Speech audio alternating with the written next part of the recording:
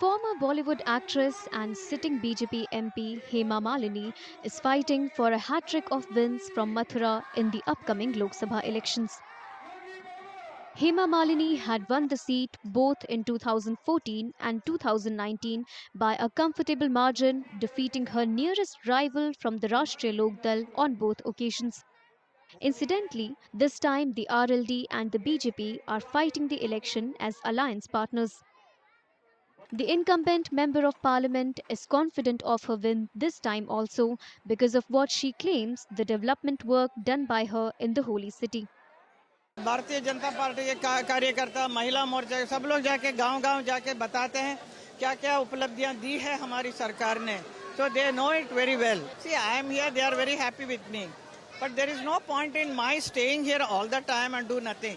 Because my work is in Delhi with all the ministry. So I go and do my work and I bring big project, big crores of rupees project for Mathura, which I am doing it. That is what I am supposed to do. Pitted against her is Congress Party's Mukesh Dhangar, who accuses Hema Malini of betraying the trust people of Mathura had reposed in her in the last 10 years. Mathura is one of the 17 seats given to the Congress as part of the SP Congress seat sharing pact in the state.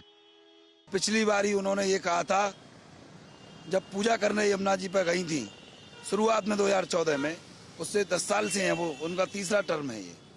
उन्होंने कहा था कि मैं यमुना पूजन करने के लिए आई हूँ और यमुना जी को शुद्ध करूंगी. फिर वही वादा उनका पुराना घिसा हुआ पिटा हुआ. फिर वो यमुना पूजन जाती हैं यमुना जी पर, फिर वो यमुना पूजन करती हैं और कहती हैं कि मैं यमुना शुद्ध करूंगी, यमुना सौंदर्यीकरण करूंगी. पूछना चाहता हूं, जब उनकी देश में और प्रदेश में भाजपा की सरकार है, पिछले 10 साल से क्यों नहीं हुई?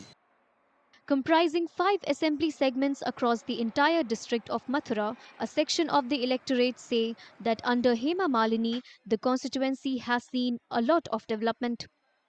पहले तो सफाई पाई भी नहीं रहती थी, अब सफाई है और सब कुछ अच्छा चलता है. सब एक दूसरे के बारे में सब सोचते हैं, सब अच्छा है यहाँ पे. बस तो किसको वोट करेंगे आप? हम मोदी सरकार को ही करेंगे. अच्छा काम किया है और हम चाहते हैं कि आगे अच्छा काम और करें वो.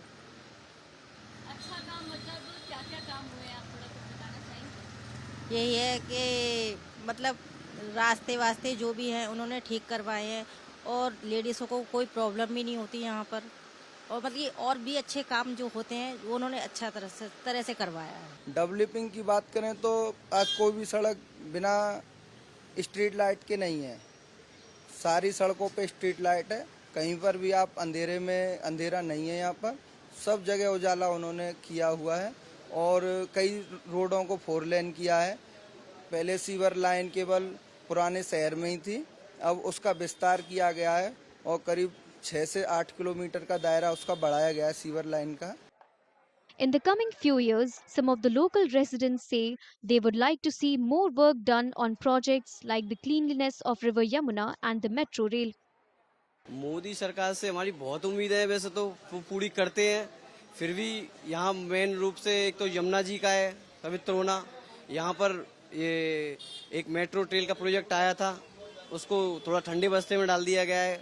सरकार से हम गुहार करेंगे फिर से वही योजना जो मेट्रो की लाए थे वो दोबारा से उसी योजना पे काम हो. There are others here who are vocal about the promises made by Hema Malini that have remained unfulfilled. वादा ना कोई पूरा करो.